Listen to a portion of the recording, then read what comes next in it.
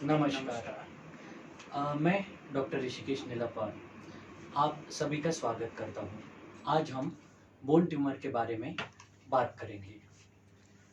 और हमारे साथ है डॉक्टर प्रवीण गुप्ता, जो भगवान महावीर कैंसर हॉस्पिटल में ऑर्थोपेडिक ऑन्को सर्जन हैं।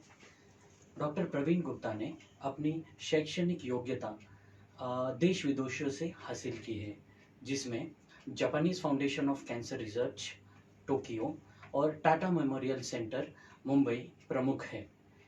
आपने NUHS सिंगापुर से अपनी टिश्यू बैंकिंग की एक्सपर्टीज हासिल की है और आपने राजस्थान में ऑर्थोपेडिक ऑन्को सर्जरी को एक नया आयाम दिया है। आप पिछले 6 साल से भगवान महावीर कैंसर हॉस्पिटल में ऑर्थोपेडिक ऑन्को सर्जन की सेवाएं प्रदान कर रहे हैं। तो चलिए आज हम बात करते हैं बोन कैंसर के बारे में। और मेरा सभी दर्शकों से निवेदन है कि आपके मन में कोई भी सवाल हो तो नीचे दिए गए कमेंट बॉक्स में आप सवाल डाल सकते हैं, जिसका जवाब हम इस चर्चा के अंत में देंगे। तो डॉक्टर प्रवीण गुप्ता जी से, बोन कैंसर क्या होते हैं और ये किस तरीके से नुकसान पहुंचाते हैं? देखिए, बोन कैंसर्स को हम मोस्टली 3 मेजर ग्रुप में डिवाइड करते हैं। एक बोन कैंसर जो हड्डी के किसी पार्ट से या बोन में कहीं से स्टार्ट होते हैं, धीरे धीरे ये उसी जगह बढ़ते रहते हैं। बढ़ने के बाद वो उस जॉइंट को या पाँव को ख़राब कर सकते हैं। इस तरीके के कैंसर को हम बोलते हैं बिनाइन बोन ट्यूमर।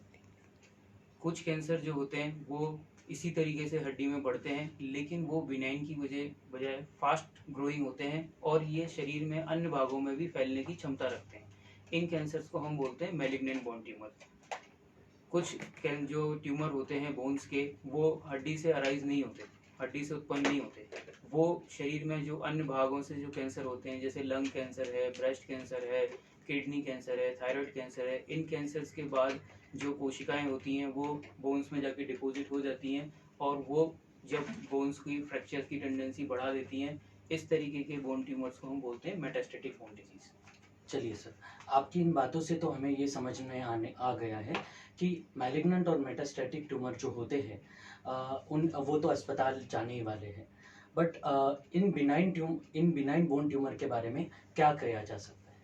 देखिए, बिनाइन बोन ट्यूमर हालांकि लाइफ थ्रेटनिंग नहीं होते, यानी कि मरीज की जान को रिस्क नहीं देते, लेकिन ये अपनी जगह पर बढ़ते रहते हैं। धीरे धीरे हो सकता है ये पाँव की पूरी हड्डी में, जिस जगह से ये स्टार्ट होते हैं वहाँ से पूरी में बढ़ते जाते हैं, बढ़ते बढ़ते ये पूरी हड्डी को इन्वॉल्व कर लेते हैं और इस तरीके से वो वहाँ फ्रैक्चर भी कर सकते हैं और बाद में वो पाँव में को खराब भी कर सकते हैं।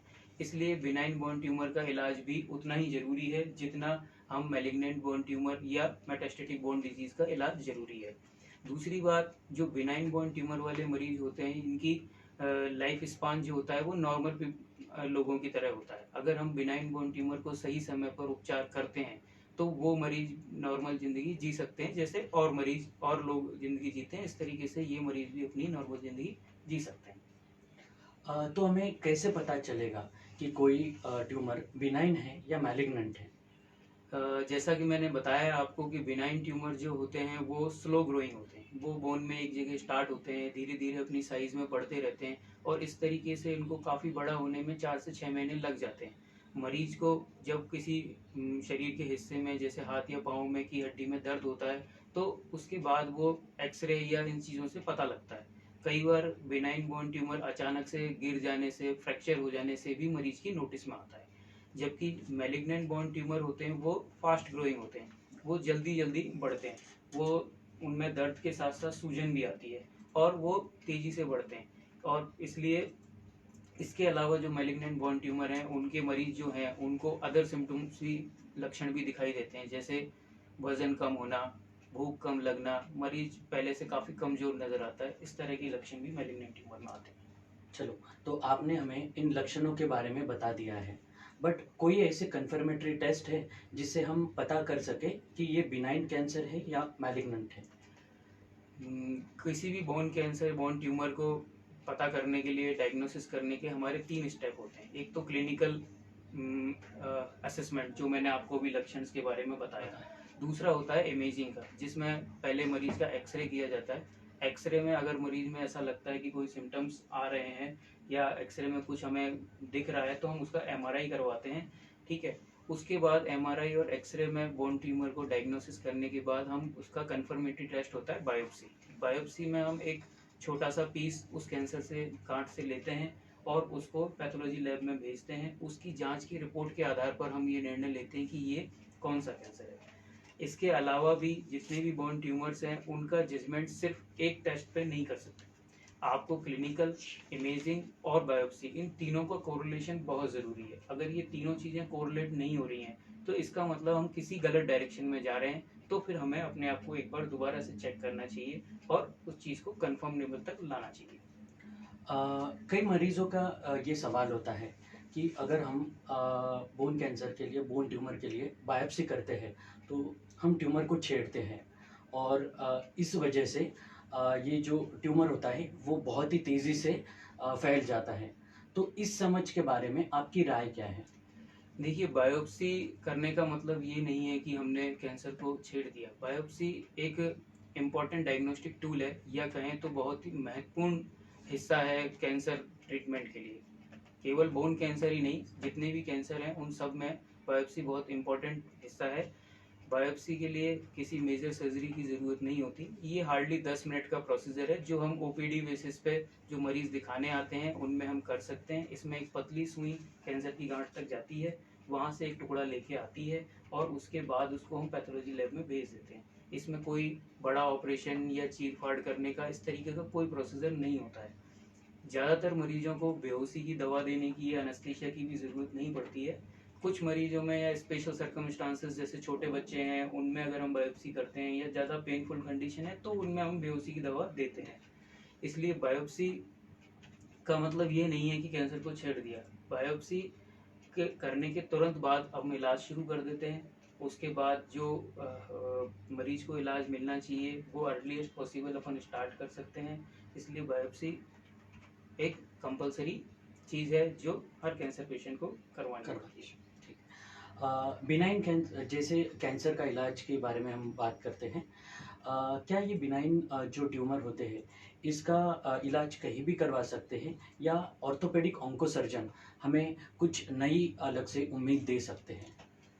देखिए, पिछले कई सालों में ऑर्थोपेडिक ऑन्कोलॉजी डिपार्टमेंट काफ़ी डेवलप हुआ है। ऑर्थोपेडिक ऑन्कोलॉजी सर्विसेज केवल अपने देश में ही नहीं, देश विदेश में कई जगह नई एडवांस टेक्निक्स अब इस फील्ड में भी आ चुकी हैं।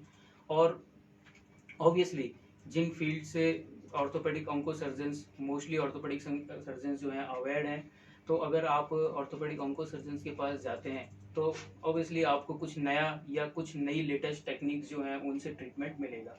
फॉर एग्जांपल, या अपन उदाहरण के लिए कहें तो कुछ बिनाइन बोन ट्यूमर होते हैं जैसे बोन सिस्ट। बोन सिस्ट में पहले सर्जरी और कई सारे प्रोसीजर्स किए जाते थे, पर आजकल हम बोन सिस्ट में सर्जरी नहीं करते हैं। कुछ सिंपल इंजेक्शन थेरेपी के द्वारा बोन सिस्ट जो है वो ट्रीट किए जा सकते हैं। और कुछ बिनाइन एग्रेसिव ट्यूमर्स होते हैं, जब वो बहुत छोटे होते हैं तब हम उनको स्पेशल जो एक्सटेंडेड क्यूरेटाज टेक्निक से हम क्लीन करके उनको फिलिंग करके पेशेंट को ऑपरेट करते हैं। उसके बाद मरीज अपनी नॉर्मल एक्टिविटीज सारी कर सकता है। और अगर वो उस कंडीशन में भी मरीज हमारे पास नहीं आए और वो और बढ़ जाए और पूरी हड्डी को इन्वॉल्व कर ले, उस कंडीशन में भी कई बार एक्सटेंडेड क्यूरेटाज या फिर जो रिप्लेसमेंट के बाद आर्टिफिशियल बोन लगाकर भी हम जॉइंट बचाने की और पाँव बचाने की सर्जरीज कर सकते हैं।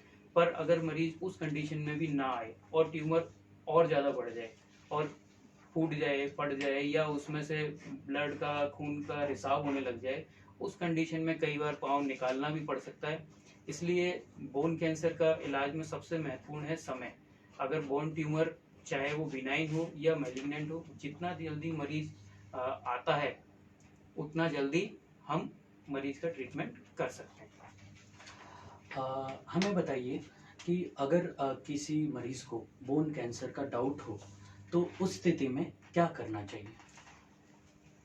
देखिए, अगर किसी को ऐसा लगता है कि शरीर में कोई एबनॉर्मल फीलिंग आ रही है या शरीर में कोई कमी या कहीं दर्द या कुछ चीज़ महसूस हो रहा है, तो हम क्या करते हैं?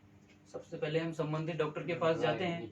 जैसे किसी को हाथ पाँव में दर्द है तो वो ऑर्थोपेडिक सर्जन के पास जाएगा, चेस्ट में कहीं पेन है तो फिजिशियन के पास जाएगा। तो संबंधित डॉक्टर के पास जाइए, वो जो भी इन्वेस्टिगेशन एडवाइस करें। जैसे हाथ पाँव में दर्द है तो ऑब्वियसली एक्सरे एडवाइस किया जाता है, तो आप एक्सरे करवाइए। अगर एक्सरे में उन्हें कोई डाउट लग रहा है और वो कंफर्म नहीं कह सकते कि क्या है और वो एमआरआई आगे करवाते हैं, तो वो भी करवाइए। अगर एक्सरे एमआरआई के बाद आपके क्लिनिशियन को लगता है कि ये बोन कैंसर हो सकता है, तो बेटर है कि आप अपने आसपास ऑर्थोपेडिक ऑन्कोसर्जन सर्च कीजिए, उनसे मिलिए। जैसा वो आपको आगे गाइड करते हैं उस हिसाब से आप अपना इन्वेस्टिगेशन जांचें करवाइए और आगे का ट्रीटमेंट शुरू कराइए, ताकि वो जल्द से जल्द आपको बेस्ट ट्रीटमेंट दे सकें और उस समस्या से आपको निदान मिल सके। चलिए सर, बड़ी ही सरलता से आज आपने हमें बिनाइन बोन कैंसर्स और उसके बारे में बहुत ही अच्छी जानकारी दी है। अब मैं अंत में एक सवाल पूछना चाहता हूँ। जैसे अभी कोरोना वायरस का पेंडेमिक चल रहा है, तो इस स्थिति में आप बोन ट्यूमर के पेशेंट को क्या राय देना चाहते हैं?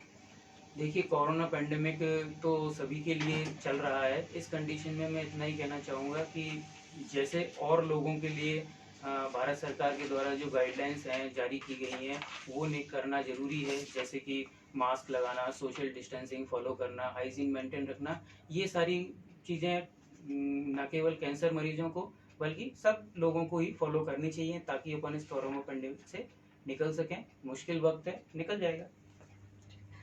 सर, कुछ हमें क्वेश्चंस आए हैं, जो सवाल आए हैं उसमें है कि इस बोन ट्यूमर में क्या चांस है रिकवरी होने का, और उन्होंने पूछा है कि किस परसेंटेज में मरीज़ रिकवर होते हैं। देखिए, अगर बिनाइन बोन ट्यूमर की बात करते हैं तो अगर सही समय पे पेशेंट हमारे पास आता है तो उसमें 100% चांस है कि पेशेंट रिकवर्ड हो जाता है और पूरी तरीके से ठीक हो जाता है। अगर लेटर स्टेज में आता है तो भी हम लास्ट होप तक बिनाइन ट्यूमर्स जो होते हैं उनमें न केवल पाँव बचाने की या लिंग बचाने की सर्जरी कर पाते हैं, बल्कि उनको नॉर्मल फंक्शनल कैपेबिलिटीज़ दे सकते हैं। मैलिग्नेंट ट्यूमर में डिपेंड करता है पेशेंट किस स्टेज पर आता है, प्राइमरी स्टेज पर आता है या फोर्थ स्टेज पर आता है, उसके हिसाब से हम रिकवरी और ये सारी चीज़ें बता सकते हैं। चलिए, मुझे एक चीज़ जो अपने दर्शकों ने भेजी है, मुझे ये बताते हुए बहुत ही अच्छा लग रहा है कि डॉक्टर प्रवीण गुप्ता जी का नाम orthopaedic oncosurgeon, as orthopaedic oncosurgeon पूरे देश में है। तो आपके मरीज़ों ने, जिन्होंने आपकी ट्रीटमेंट ली है, उन्होंने भेजा है कि आपकी वजह से उनके मदर बहुत अच्छे से आज जी पा रहे हैं। एक नॉर्मल लाइफ जो होती है वो अच्छी तरीके से गुजार पा रहे हैं। तो हमें अच्छा लगा। इसके लिए मैं बहुत बहुत धन्यवाद करना चाहूँगा, मेरे काम को देश में लोगों को रिकॉग्नाइज करने के लिए। इसके अलावा जो मरीज़ ठीक हो रहे हैं उसके लिए मैं भगवान को धन्यवाद करना चाहूँगा कि उन्होंने मुझे ये स्किल प्रदान की कि मैं इस तरीके का काम कर सकता हूँ। तो यही सब आज हम आपसे बात करने से अच्छा लगा है। कुछ और क्वेश्चंस आए हैं, आप बात करते हैं। हमारे एक दर्शक ने ये भेजा है कि कौन से साइज़ के ट्यूमर में उसका ऑपरेशन करना चाहिए, और कौन से साइज़ के ट्यूमर तक हम वेट कर सकते हैं, कि ये ट्यूमर अगर 2 सेंटीमीटर का है तो हम वेट कर सकते हैं, या ये ट्यूमर अगर 2 सेंटीमीटर के ऊपर हो गया तो हमें इसका इलाज करना चाहिए। तो इसके बारे में क्या राय है? देखिए, वेट करने का कोई क्वेश्चन नहीं है। एक बार अगर डायग्नोसिस हो गया, अगर डिजीज़ हमको पता लग गई कि बीमारी है, तो उसको बढ़ने का इंतज़ार करने का कोई मतलब नहीं है। जितना जल्दी हम इलाज करते हैं उतने अच्छे हम रिजल्ट्स ला सकते हैं। जैसे कि 2 सेंटीमीटर का ट्यूमर है, उसको निकालने में छोटी सी सर्जरी करनी पड़ेगी, जबकि पूरी अगर बोन निकल गई है तो उसमें बड़ी सर्जरी करनी पड़ेगी। छोटी सर्जरी के बाद जो मरीज़ के फंक्शन है वो बिल्कुल एज नॉर्मल एज हो जाएंगे जो पहले की तरह थे, जबकि बड़ी सर्जरी के बाद हो सकता है वो फंक्शन थोड़े से ऊपर नीचे हो। इसलिए एक बार डायग्नोसिस होने के बाद इंतज़ार करने का कोई मतलब नहीं है। जस्ट डायग्नोस हुआ है तो फिर ट्रीटमेंट उसका तुरंत करना है। ठीक है। तो मैं आपका धन्यवाद देना चाहता हूँ कि आपने बड़े ही अच्छे तरीके से इन बोन ट्यूमर के बारे में जानकारी दी है। और मैं हमारे दर्शकों से भी निवेदन करता हूँ कि आपको जब भी कभी तकलीफ़ हो तो अपने पास के संबंधित ऑर्थोपेडिक ऑन्को सर्जन को दिखाइए। और अंत में मैं शुक्रिया करता हूँ कि आपने हमें मौका दिया कि हम आपका इलाज के हेतु कुछ हमें आपको समझा पाए। नमस्कार। धन्यवाद।